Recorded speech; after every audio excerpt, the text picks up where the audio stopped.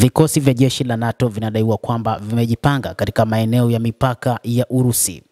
Hata hivyo, waziri wa mambo ya kigeni wa Urusi Sergei Lavrov amesema siku ya leo Jumatano kwamba kujipanga huko kwa vikosi vya NATO kwenye mpaka na Urusi kutasababisha hali kuwa mbaya zaidi, na wafahamu kwamba lolote linaweza likawakuta wanajeshi hao wa NATO. Tunafuatilia kwa karibu juu ya vikosi hivi vya NATO. Tuwaambie kabisa tutawashambulia kwa namna yoyote ile katika mstari mzima wa mawasiliano katika eneo hili la karibu na Urusi. Kwa bahati mbaya, vikosi vyao vimeongezeka kwa kiasi kikubwa tangu kuingizwa kwa Uswidi na Finland ambazo hazikuegemea kwenye muungano huo, na haijulikani ni kwa nini hawakufurahishwa na maisha yao katika hali ya kutoegemea upande wowote.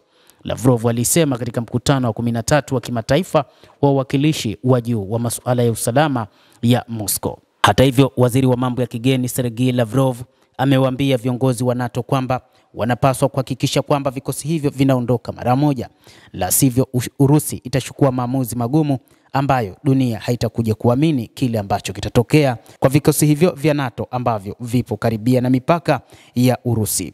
Mataifa ambayo mengi ni ya NATO na yapo katika mpaka na Urusi ni pamoja na Finland, lakini pia Poland na mataifa mengine ambayo ni wanachama wa Umoja wa Ulaya pamoja na NATO. Duru mpya ya mazungumzo kati ya Urusi na Ukraine itatangazwa hivi karibuni. Lavrov pia ameongeza katika mazungumzo yake.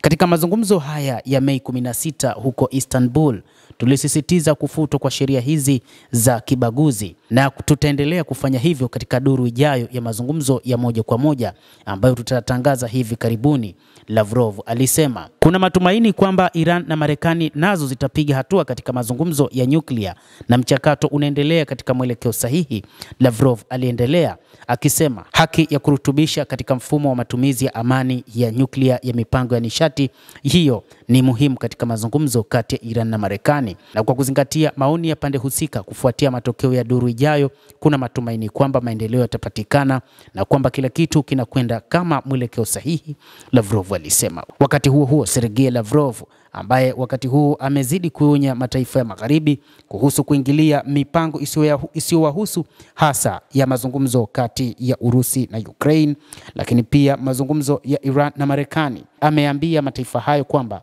yanapaswa kuwa kimya wakati huu yasubiri matokeo juu ya mazungumzo hayo. Endelea kutufuatilia mtazamaji, na usisahau kulike, usisahau kucomment, kadhalika na kusubscribe channel hii. Naitwa Adam Hussein. Endelea kuwa nasi wakati wote.